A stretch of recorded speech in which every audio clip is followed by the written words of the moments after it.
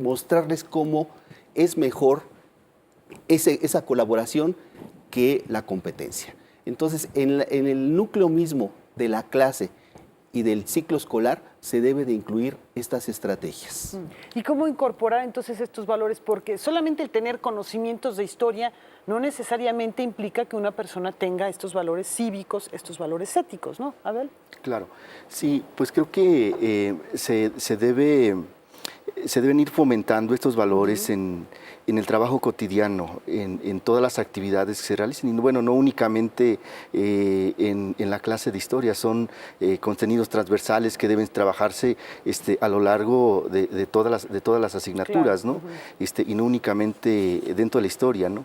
Y creo que la historia fundamentalmente ha jugado un papel importante, la historia de bronce. Creo que aquí es donde no habría que satanizar estos mitos. También tiene de pronto sus ventajas, ¿no? Justamente, ¿no? Y que bueno, por ahí don Luis González y González decía que la historia afecta al corazón como a todos los órganos de los sentidos, ¿no? Entonces, creo que esta parte pues es fundamental, ¿no? El hecho de poder emular muchas veces, ¿no? Algunas acciones de ciertos procesos, de ciertos personajes. Creo que bueno, pues eso va formando ciertos valores dentro del alumno, que deben ser reforzadas con una serie de estrategias didácticas como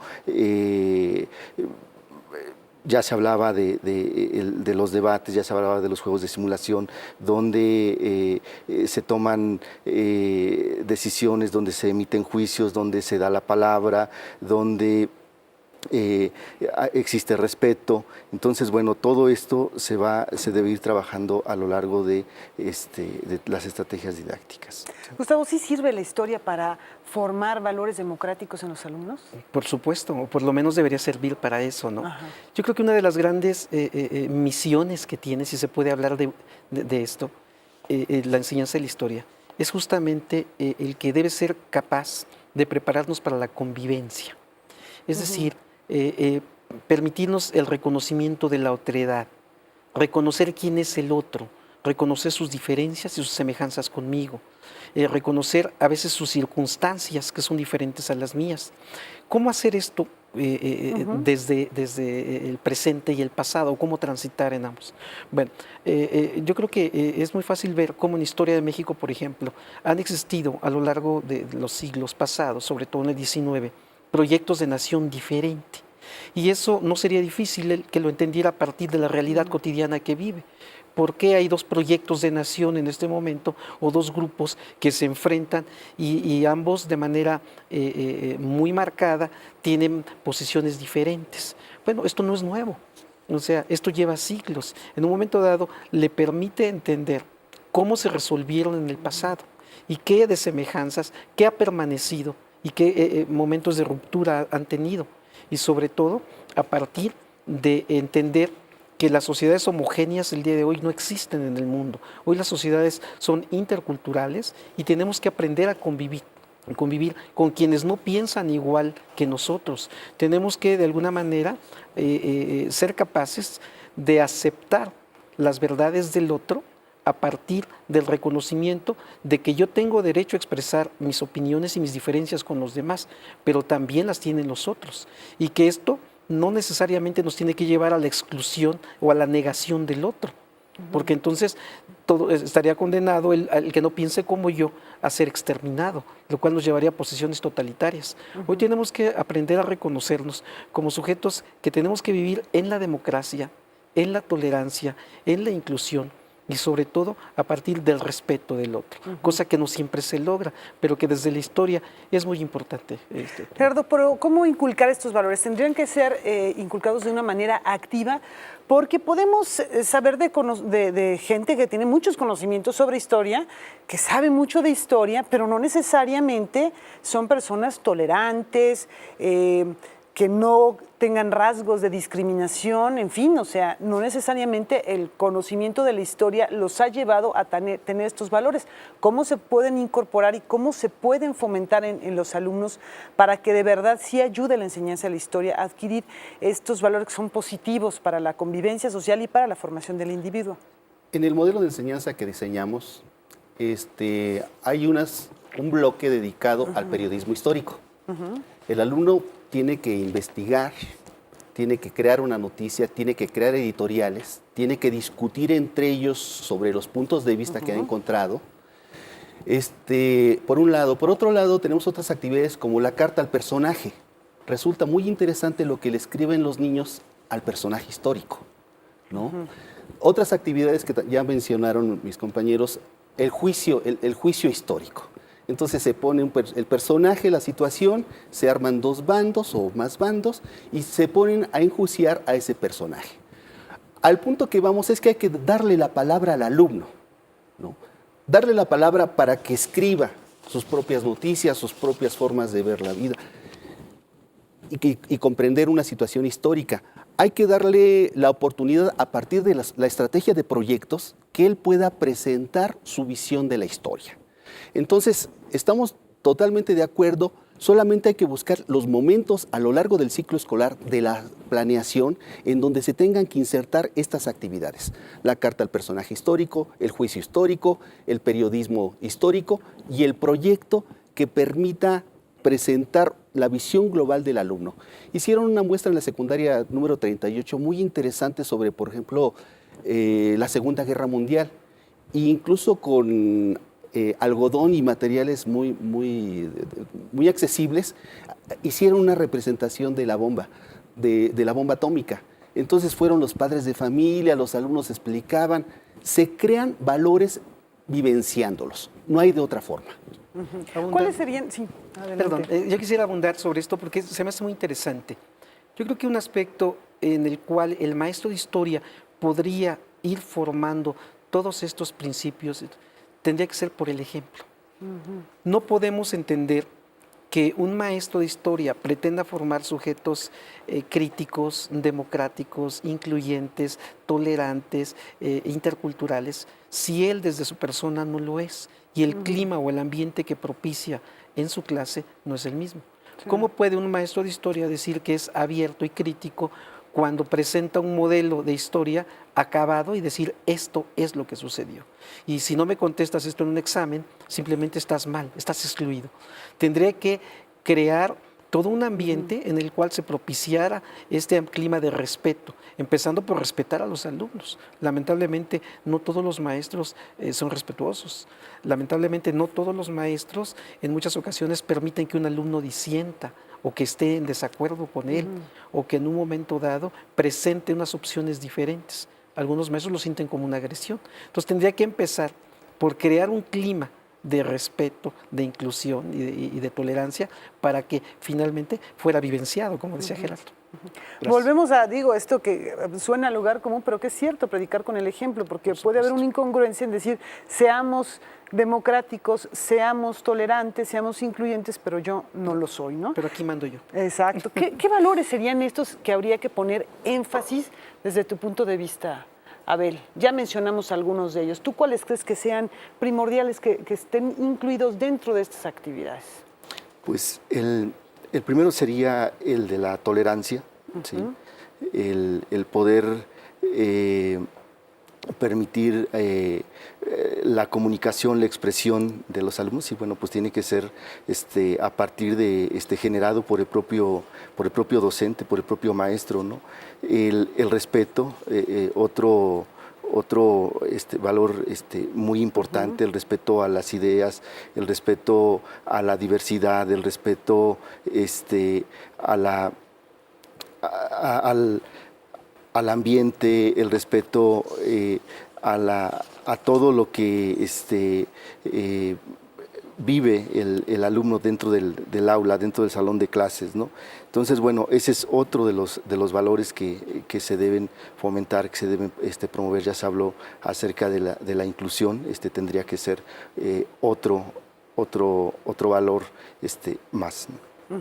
Bueno, estos valores sirven para la vida democrática. En la vida democrática pues hay partidos políticos, como ya se mencionaba, y nuestros políticos tendrían que saber de historia y tendrían que tener estos valores. Así ocurre, saben de historia nuestros políticos cuando los vemos en el Congreso discutiendo leyes, haciendo planes, en fin, conocen nuestra historia, tienen estos valores que tendrían que formar parte de su formación. ¿Tú cómo la ves, Gerardo? Le hace falta a toda la sociedad, no solo a los políticos. Yo creo que es responsabilidad de los medios de comunicación, es responsabilidad de los padres de familia, es responsabilidad de todos el conocer historia y aprender de ella. Por eso es importante recuperar experiencias que hemos tenido como los encuentros de profesores de historia, como este seminario que es tan importante para la historia de la didáctica de la materia, pero sí tenemos que llevar a la palestra pública, a la opinión pública, la discusión sobre nuestra historia. Es muy importante. Yo no estuve de acuerdo ayer con una opinión de una de las participantes donde decía hablaba sobre la historia nacional. Tenemos una de las historias nacionales más importantes y más bellas que se pueden tener, con culturas tan importantes como la maya, la azteca. Tenemos una riqueza cultural histórica muy importante que nos da identidad y que en estos momentos nos es muy necesaria. Entonces, es responsabilidad de los políticos, pero no solo de los políticos. También yo incluiría a los medios de comunicación. Claro. Y bueno, en el ámbito público, los medios de comunicación, las organizaciones civiles, en fin, las instituciones, las empresas. Claro. Y en un terreno, digamos, más micro, tendría que estar incluida en esta formación de valores a través de la enseñanza de la historia, la familia, el papá, la mamá, la sociedad, porque efectivamente, así como nos decías, bueno, si el profesor o la profesora no inculca estos valores a través del ejemplo, pues de qué va a servir, pero también si en su casa ven otra cosa, si en su barrio ven otra cosa, ¿cómo se puede incluir a los padres de familia, a los barrios, a las comunidades, para que también formen parte de este proceso? Bueno, yo creo que ahí está la oportunidad excelente de romper con este mito de que la historia pues son los grandes acontecimientos. La historia, decía alguien, el esqueleto que la forma, lo decía Voltaire, está constituida por los nombres, las fechas y los hechos, pero la carne está constituida por las costumbres, las tradiciones y las ideas. Es la vida misma que sostiene a la historia. Entonces, el pensar que la historia es solamente el pasado y que solamente de grandes personajes es quitarle la posibilidad al alumno de que él se asuma como un sujeto histórico y de que él está construyendo la historia desde la vida cotidiana que tiene, en la medida en que dentro de su familia, con sus padres, con sus familiares, con sus amigos, con sus vecinos, él está construyendo parte de una historia. De ahí que sea importante el que se retome y se hace desde los planes de programas de primaria, en el cual se reconoce desde una línea del tiempo de su vida personal, de su comunidad, de su interacción. Y Abel mencionaba hace un rato algo muy importante, el cómo a través de la interacción con la comunidad, el que pueda hablar con sus abuelos. Algo que, el entrevistarnos decías, ¿no? A lo mejor al panadero, al zapatero, que conocen la historia de la comunidad. Por supuesto. Va integrando también a todos estos elementos. Y él se va dando cuenta de algo que decía un historiador francés, Georges Duby, decía, el objeto de estudio de la historia es preguntarle al hombre de la actualidad, pero al responderlas, tener que ver la manera como lo resolvieron en otras épocas, otros hombres en circunstancias diferentes. De ahí que cosas tan sencillas como el que reconstruyan su vida cotidiana y la confronten con otras épocas, decir, bueno, pensemos que vivíamos en la época de Hidalgo, reconstruyamos nuestro diario vivir, despertamos y nos bajamos de nuestra cama, porque ya había camas en el siglo XIX, ¿verdad? ¿O dónde dormían? Y después entraron al baño y tomaron el champú, porque ya había champú en el siglo XIX, ¿verdad? ¿O no había? ¿O con qué se lavaban el pelo? Y tomaron jabón, porque ya había jabones, ¿verdad? Entonces, a partir de estimular la curiosidad de lo que él hace, como envolverle un cronista de su época, hace que él, a partir de eso, pueda entender lo que sucedía en otras épocas también. Es decir, transitar entre el pasado y el presente. Muy bien, sí, Abel. Abundar en relación a la pregunta acerca de si los políticos saben historia, ¿no? Creo que además de saberla, la utilizan y a veces la olvidan y a veces la omiten, la soslayan, ¿no? Y la utilizan para poder, en esa lucha por el poder, ¿no? Para poder alcanzarlo, para poderlo obtener, ¿no? Entonces, un uso y abuso. Uso y abuso de la historia. Bueno, y bueno, pues creo que esto ha sido una práctica históricamente hablando, bueno, pues de todos los políticos. Ya hablaba Gustavo en relación a los proyectos de nación durante el siglo XIX, y bueno, pues cada uno tiene sus ideólogos, los liberales tenían sus ideólogos, los conservadores también, y que bueno, pues hacían reconstrucciones del pasado a partir de sus propios intereses, a partir de sus propias necesidades políticas, ¿no? La utilizan para legitimar también posturas Justamente. o banderas políticas que están enarbolando en un momento determinado. Claro. Fíjense que tenemos comentarios, preguntas de nuestro público. Candy González de Apatzingán, Michoacán, nos dice: me encuentro cursando la especialidad de Historia en la Normal Superior en Michoacán y cada inicio de ciclo tengo las mismas interrogantes. Me parecen excesivos 6 años para obtener una certificación normalista para los que ya estamos en servicio. Muchas veces los 6 años que pasamos en la normal vienen siendo como 2 en tiempo real y efectivo. Se pierde el tiempo en nimiedades, muchas veces los contenidos se pueden superar con el uso de educación a distancia, no hay compensación extra por prepararse. La carrera magisterial nos representa un verdadero estímulo, es lo que nos dice ella, y también habla de los procesos de selección tanto de los futuros maestros como de los que pertenecen a la planta de docentes normalistas. Dice que deben ser más rigurosos. Pero bueno, la primera parte que habla de que es mucho tiempo para quienes están ya en servicio. La normal, no sé si tengan algún comentario o respuesta. A ver. Nos parece importante, y lo hemos hecho en el Distrito Federal, llevar la capacitación a los centros de trabajo y a los maestros en servicio. Nosotros consideramos que es más útil para el maestro tener la capacitación con los problemas reales que se enfrenta. Necesita hacer planificación de 3 o 4 grupos para 150 clases en promedio. Entonces, no basta que les demos recomendaciones generales, es necesario estar con ellos, discutir los temas complejos. En ese sentido, invitamos, y ya lo mencionó Gustavo, a estos cursos de capacitación que damos en el centro de servicio. Y en cuanto a la selección de los profesores y las profesoras, que le parece que es inapropiado la manera en que se seleccionan. Yo creo que tiene algo de razón lo que nos pregunta la maestra, porque esto está cruzado con políticas educativas que muchas veces no dependen de las mismas normales, sino que son impuestas o son manejadas y trabajadas a partir de las diferentes direcciones o de las diferentes áreas educativas en cada uno de los estados y a nivel del gobierno federal. Yo considero en la primera parte de la pregunta que habría que ser más imaginativos en cuanto a un curso que permitiera que aquellos maestros que no están capacitados pudieran tener una nivelación pedagógica, pero sobre cuestiones muy concretas, situaciones que se vivan en la vida del aula, y sí, efectivamente 6 años se me hace excesivo. En cuanto a la segunda parte de la pregunta, de si son muy rigurosos, bueno, yo creo que aquí tenía que ver también con la cobertura de cada una de las normales y el nivel, pues, de oferta real que se tiene para brindarles trabajo. Y yo me pregunto qué pasaría si se aceptan a 1000 personas que ingresen a las normales y después no hay plazas para darles. O sea, tiene que haber una relación entre la oferta y la demanda, o las necesidades educativas reales y la gente que quiere estudiar.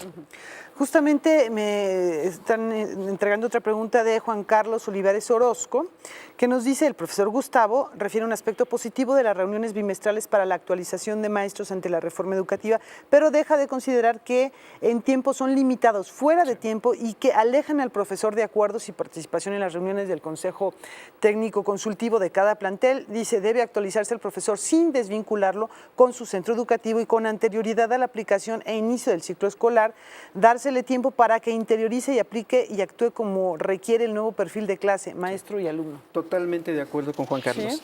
¿Sí? Esto sucede porque los requerimientos en los que vive el maestro dentro de las escuelas es verdaderamente infernal en algunos casos. Y utilizo este término porque pues, si pensamos en un maestro de secundaria promedio que llega a tener 4 o 5 grupos, entre 40 y 50 alumnos cada grupo, 200, 250 alumnos, pero inclusive quienes trabajan el doble turno llegan a tener hasta 600 o 650 alumnos.